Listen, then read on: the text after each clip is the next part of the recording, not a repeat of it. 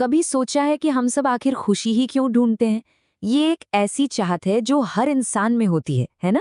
तो आज हम एक ऐसे फ्रेमवर्क को समझने की कोशिश करेंगे जो न सिर्फ इस खोज को एक नया नजरिया देता है, बल्कि इस कुदरत में हमारी असली जगह क्या है, ये भी दिखाता है। तो सवाल ये उठता है कि ये जो प्रकृति है, इसका असली स्वभाव क्या है? क्या ये सच में एक जंग का मैदान है, जैसा कि सर्वाइवल ऑफ द फिटेस्ट की थ्योरी हमें बताती है, या फिर इसमें कोई गहरा आपसी तालमेल पहले से ही मौजूद है? चलिए, इस सवाल की तह तक चलते हैं। देखिए, इस गुत्थी को सुलझाने के लिए एक तरीका ये है कि हम प्रकृति की हर चीज को 4 बड़े ग्रुप्स या व्यवस्थाओं में बांटकर देखें। ये क्लासिफिकेशन हमें इसके शानदार डिजाइन को समझने में मदद करेगा। तो सबसे पहली और सबसे बुनियादी व्यवस्था है पदार्थ व्यवस्था। इसमें वो सब कुछ आता है जो बाकी सब चीजों का आधार है, जैसे मिट्टी, पानी, हवा और धातुएं। ये बेजान तो हैं, लेकिन बाकी सभी व्यवस्थाओं की नींव यही है। अब पदार्थ व्यवस्था के ऊपर आती है प्राण व्यवस्था। इसमें कौन है? पौधे, पेड़, घास जैसी चीजें। इनमें पदार्थ वाली सारी खासियतें तो हैं ही, पर साथ में एक एक्स्ट्रा चीज है, ये बढ़ते हैं और सांस लेते हैं। कह सकते हैं कि ये जिंदगी का पहला कदम है। इसके बाद नंबर आता है जीव व्यवस्था का, यानी कि पशु और पक्षी। इनके पास भी प्राण व्यवस्था की तरह एक शरीर तो है, लेकिन साथ में एक स्व या मैं भी है, और इस मैं के अंदर जीने की एक जबरदस्त इच्छा है। यही स्व उन्हें चीजों को चुनने और मानने की ताकत देता है, जो पौधों में नहीं होती। और फिर आखिर में आती है मानव व्यवस्था। हम इंसानों में भी शरीर और स्व दोनों हैं, लेकिन हमारी इच्छा सिर्फ जीना नहीं है, बल्कि हमेशा सुख के साथ जीना है। और सिर्फ यही नहीं, हमें सही समझ को पाने की एक अनोखी काबिलियत है, जो हमें बाकी सबसे एकदम अलग बनाती है। तो जब हम इन चारों व्यवस्थाओं को एक साथ रखकर देखते हैं ना, तो एक बहुत ही दिलचस्प पैटर्न उभर कर आता है। देखिए, पदार्थ व्यवस्था सिर्फ बनती और बिगड़ती है। प्राण व्यवस्था में सांस लेना और बढ़ना जुड़ जाता है। जीव व्यवस्था में जीने की इच्छा शामिल हो जाती है, और आखिर में मानव व्यवस्था में सुख से जीने की इच्छा और सही गलत को एनालाइज करने की क्षमता जुड़ जाती है। ये प्रकृति के विकास का एक कितना साफ रास्ता दिखाता है। अच्छा, ये व्यवस्थाएं अलग अलग तो हैं, पर क्या ये एक दूसरे से जुड़ी हुई हैं? अरे बिल्कुल। असल में प्रकृति में ये एक ऑर्केस्ट्रा की तरह काम करती हैं, जहां हर इंस्ट्रूमेंट दूसरे के साथ मिलकर एक खूबसूरत धुन, एक सिम्फनी बनाता है। इसे ऐसे समझिए, पदार्थ व्यवस्था यानी मिट्टी और पानी, प्राण व्यवस्था यानी पौधों को पोषण देती है, और जब पौधे मरते हैं तो वो वापस मिट्टी को ही उपजाऊ बना देते हैं। एक परफेक्ट सर्कल है। अब इसमें जानवरों को भी जोड़ लीजिए।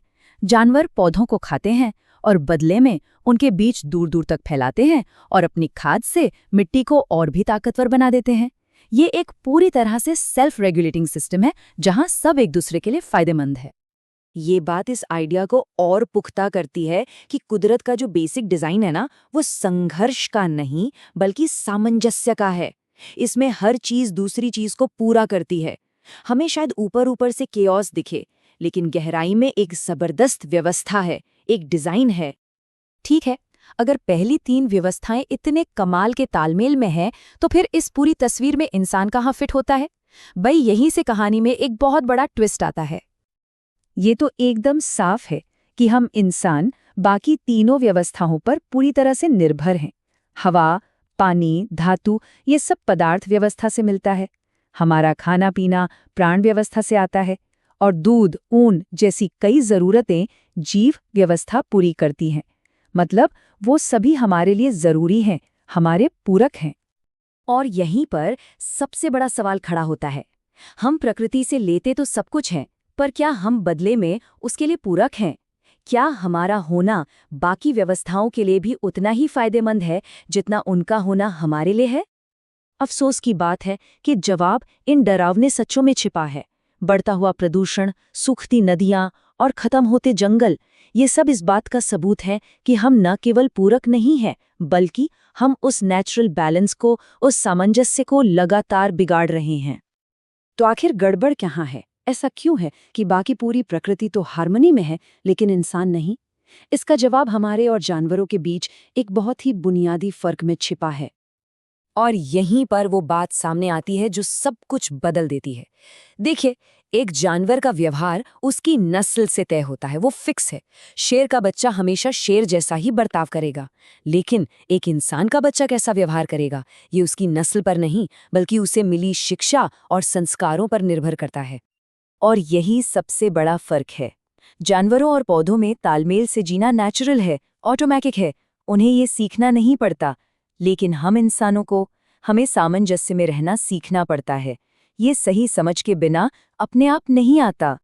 तो इसका मतलब ये नहीं है कि इंसान प्रकृति के लिए एक समस्या ही है, नहीं। इसका मतलब ये है कि हमारी भूमिका बहुत खास है। हम ही प्रॉब्लम है और हम ही सॉल्यूशन भी। अभी की हालत कुछ ऐसी है। पदार्थ, प्राण और जीव व्यवस्था आपस में तो खूबसूरती से जुड़े हैं, लेकिन प्रकृति के साथ हमारा रिश्ता एक बड़े क्वेश्चन मार्क जैसा बना हुआ है, एक टूटा हुआ, एक अधूरा रिश्ता। लेकिन ये हमेशा ऐसा ही रहे, ये जरूरी नहीं है। सही समझ के साथ हम इस पूरी तस्वीर को बदल सकते हैं। जब हम प्रकृति के इस सामंजस्य को समझकर उसके हिसाब से जीना शुरू करते हैं, तो ये क्वेश्चन मार्क एक गहरे कनेक्शन में बदल सकता है। एक ऐसा कनेक्शन जहां हम भी बाकी प्रकृति के लिए पूरक बन जाते हैं। और सही मायनों में यही इस पूरी बातचीत का निचोड़ है। हमारा काम प्रकृति में कोई नया तालमेल बनाना नहीं है, क्योंकि वो तो पहले से ही मौजूद है। हमारा असली काम है उसे समझना और उसके साथ तालमेल में जीना सीखना। तो आखिर में ये सवाल हम सबके सोचने के लिए है। अगर प्रकृति एक सिम्फनी है और सामंजस्य उसकी धुन है, तो हम कौन सा वाद्य यंत्र बजा रहे हैं? क्या हम उस धुन को और खूबसूरत बना रहे हैं या उसे बिगाड़ रहे हैं?